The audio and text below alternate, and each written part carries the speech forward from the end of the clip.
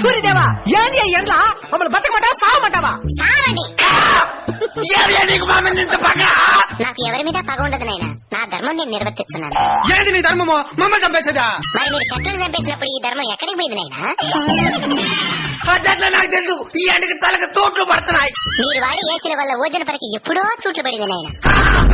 ఎండ ఎక్కువగా ఉంది ఏసీ 2 పాయింట్లు పెంచు అని అంటారు గానీ ఎండ ఎక్కువగా ఉంది 2 చెట్లు పెంచుదామని ఏ రోజైనా అనుకున్నారా? అంటే అది చెరువులు కూడా ఎండిపోతాయి స్వామి.